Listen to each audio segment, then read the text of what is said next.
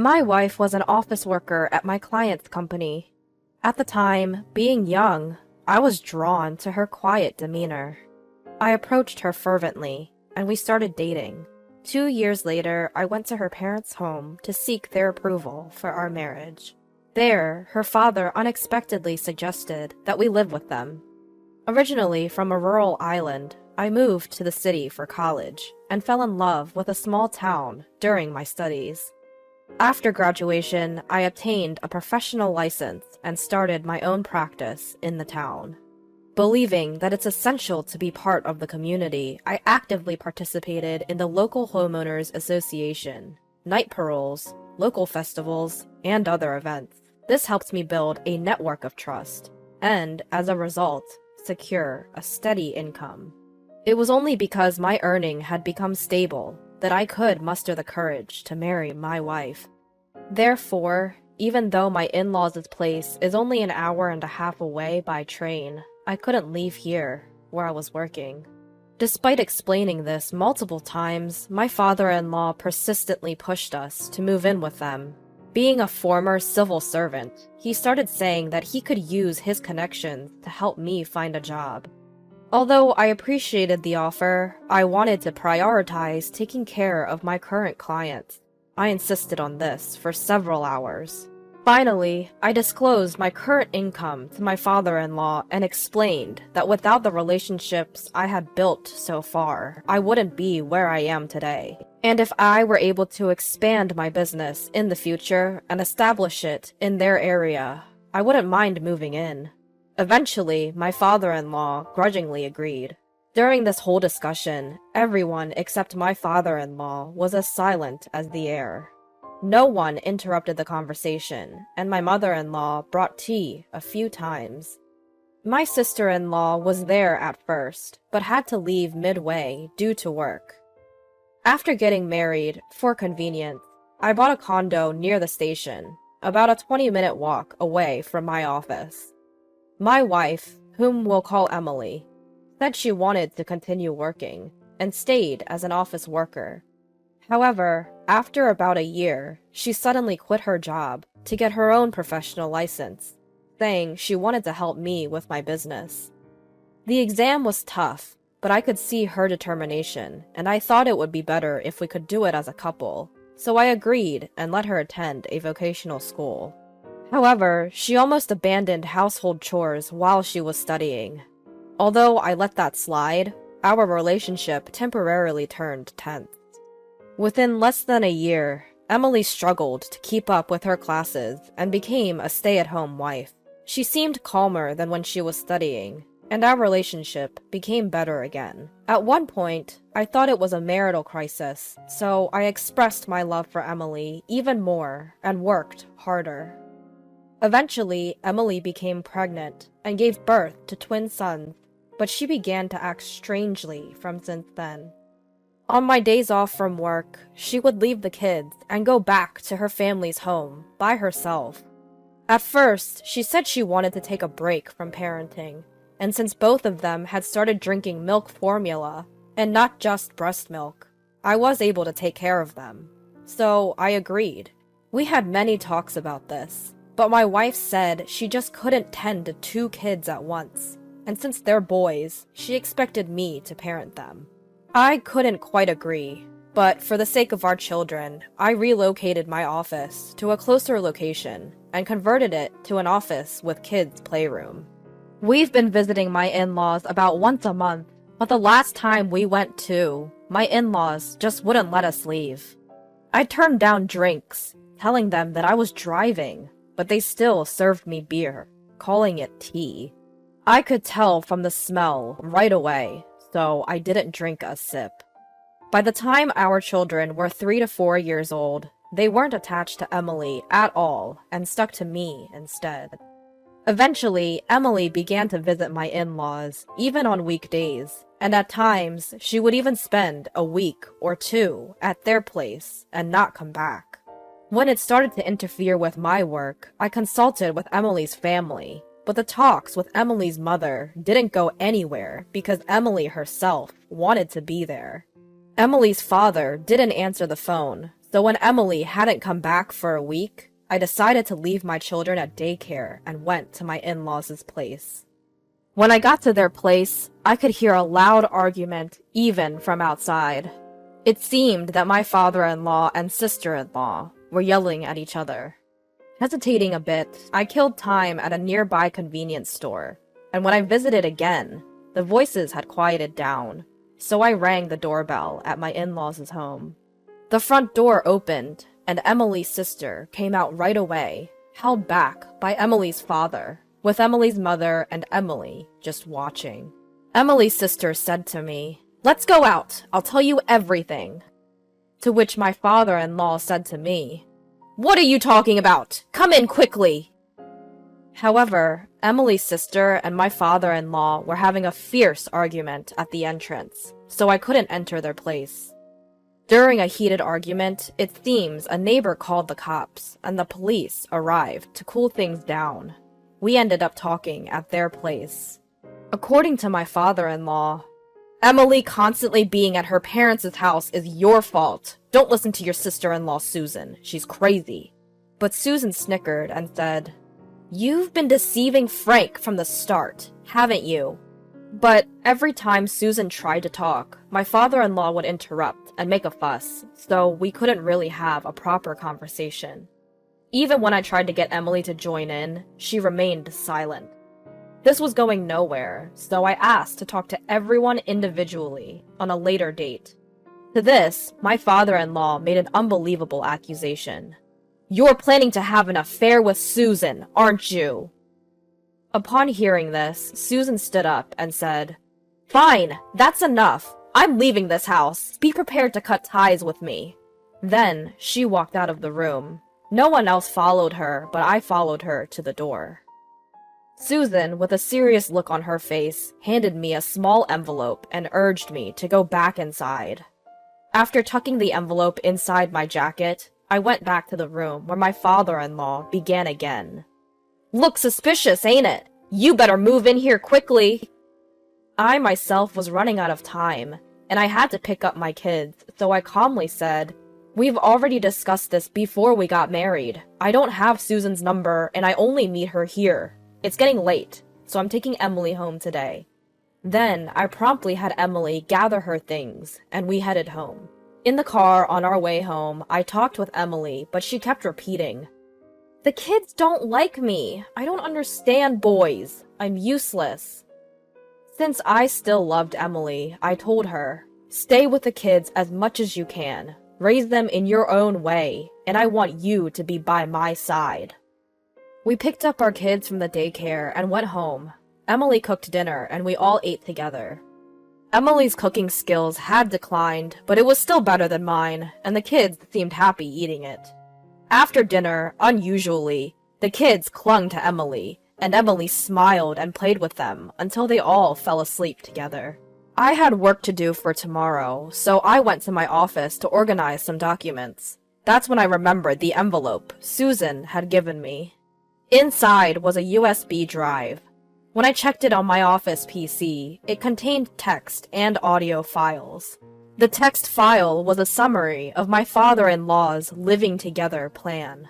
Knowing that I was self-employed and earning reasonably well compared to my peers, Emily's father planned to have me move in and work from home, and have me contribute my earnings to them. Despite the initial disagreements when we first met, my father-in-law seemingly believed we would eventually agree to live together, and had even bought a luxury car on loan. However, he saw no signs of Emily and I moving in, so Emily's father had the idea to get Emily a professional license, but her failing the exam thwarted his plan. Still, Emily's father couldn't give up on my income. After Emily gave birth, he came up with a plan to take Emily away from me and manipulated her to get her on his side. Since there was still no sign of us moving in, my father-in-law thought that if he could push the kids onto me, even on weekdays, we would have to rely on them. However, I had set up a childcare room in my office. The next step, apparently, was to keep my wife Emily at home, waiting for me to buckle under the pressure and suggest we live together. The voice file recorded my father-in-law bragging to Emily, Emily's mother, and Emily's sister about the plan, as well as insults towards me and Emily when things went wrong. Emily's mother accepting this, Emily agreeing, and threatened to Emily's sister when she tried to intervene. There were also commands telling Emily to get her hands on my money and to bring that money over, to which Emily only responded with, "Understood." But Emily's sister's opposition was also recorded. Lastly, there was a separate message from Emily's sister, and there was something shocking written there. Apparently, in that house, if they stood up against their father, he would punish them by starvation and economic abuse.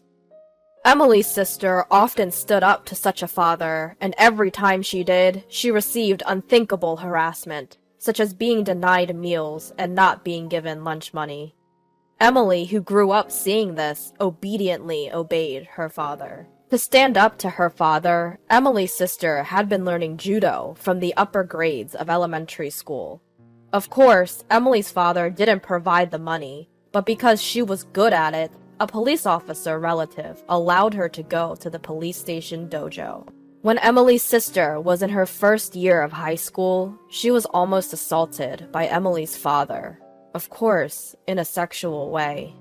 But Emily's sister, who had been training, fended off Emily's father, and it seems there was never another attack after that. However, the way Emily's father looked at and behaved towards Emily was strange, so Emily's sister suggested Emily learn judo as well. But Emily gave up as her parents were against it. After graduating high school, Emily's sister got a job and saved as much money as possible. The plan was to eventually take Emily and run away from their parents' house.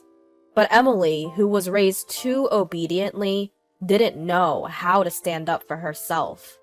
I have a feeling Emily's been assaulted by my father-in-law when she was in high school, but there's no evidence. When Susan was at home, Emily would cling to her. So when Emily one day told her sister that she had someone she liked and had been asked out, Susan was truly surprised. At first, Susan would secretly watch them on dates. If he turned out to be a weird guy, she was ready to rescue Emily right away. When my father-in-law proposed the cohabitation plan, she thought I would be alright because I had strongly refused. But after seeing Emily's father's obsession, Emily's sister thought it would be best to leave some evidence for the future. Now, Emily might be assaulted by our father, Susan felt, and she wants me to help Emily as soon as possible. She is sure she can protect herself, so she only wants me to worry about Emily. If I still couldn't trust her, she had written instructions to call her work number from a public phone using an alias. Although I did trust her, I had some questions and needed to confirm a few things, so I called a few days later. Susan provided a few more details. The reason she told me to call from a public phone with an alias was because she suspected there might already be a wiretap in the office. The alias was also taken into account in case I didn't call from a public phone. And then I was told to take a moment, gather my thoughts, and get back in touch once I was ready. Emily stopped mentioning wanting to go back to her parents' home and started staying at our place. We started having little conversations, gradually, bit by bit. A week after the upheaval, I came home to find Emily and our sons genuinely laughing together. It was the first time I'd seen a smile on Emily's face. I couldn't help but burst into tears. That night, Emily made a confession. She opened up about her past, her inability to defy her father, how her sister had always been there to protect her, and the times she was assaulted. Her sister shielded her whenever she was around, but her father took advantage of the times when she wasn't. She had believed that she couldn't defy her father. She was scared of men, but strangely enough, I was an exception. When I confessed my feelings to her, she was genuinely happy, albeit with complex emotions.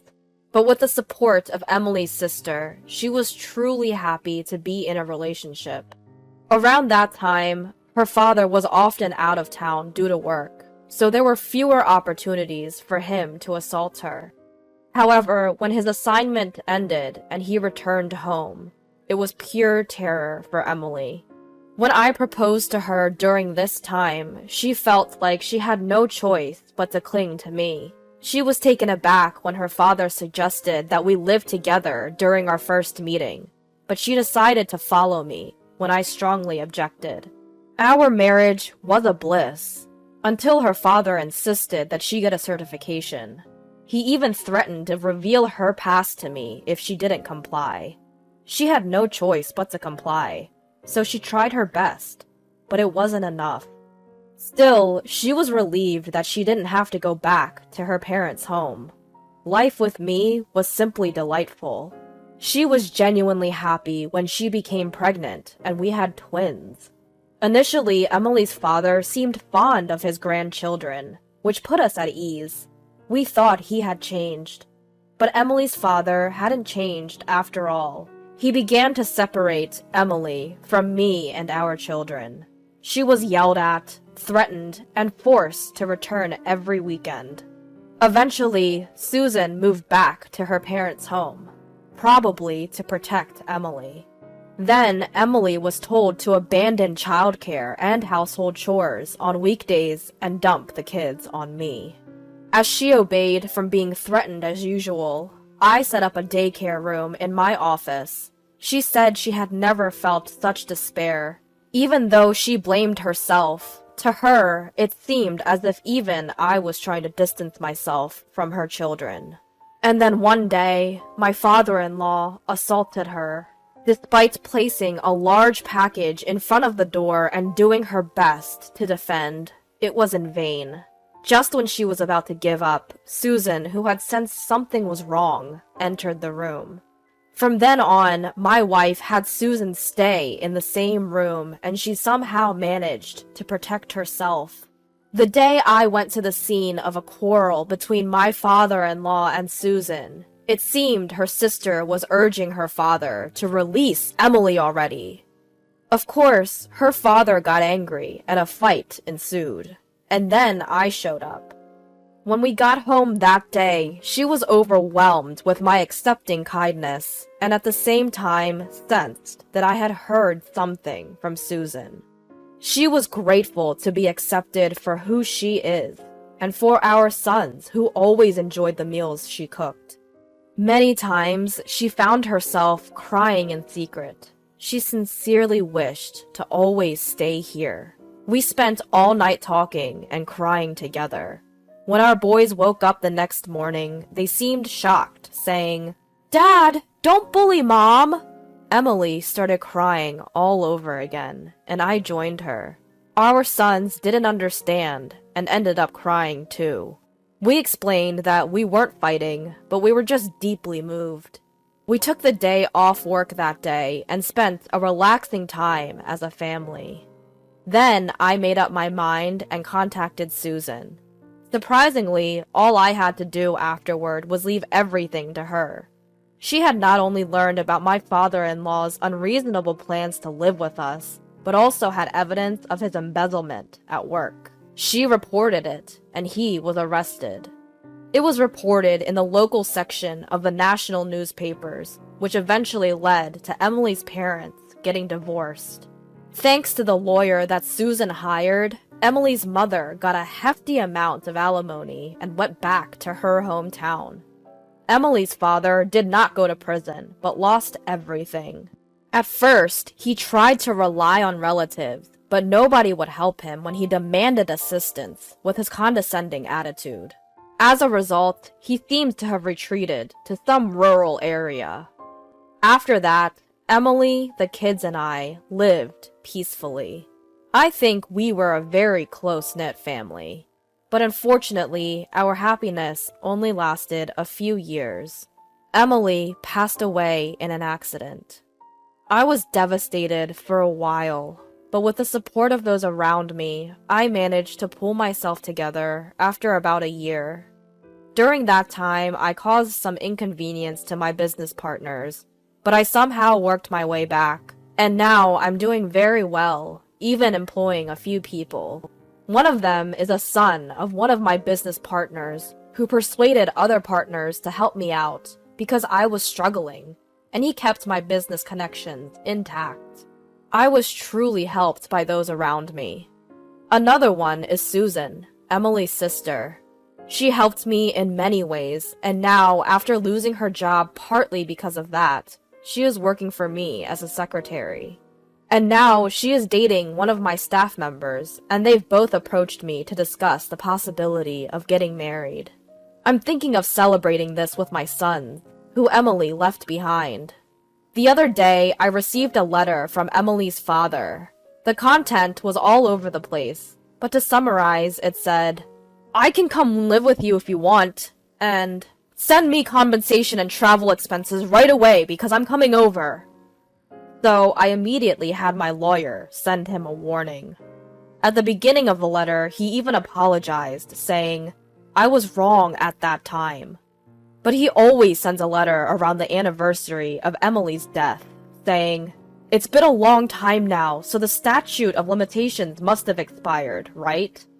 He's probably still aiming for my earning. I'm aware that he's in a tough situation and is ostracized by his neighbors because of his bragging. Once our sons grow old enough, I think it's time to settle this myself.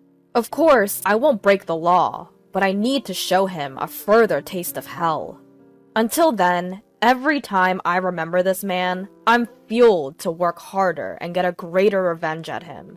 Emily must have had a tough time growing up, being abused by her father since young.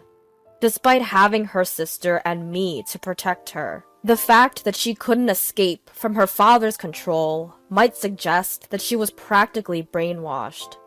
Sadly, she passed away early, but I believe that she had a happy time in her last few years, as she was able to decisively break away from her father and live peacefully with our children.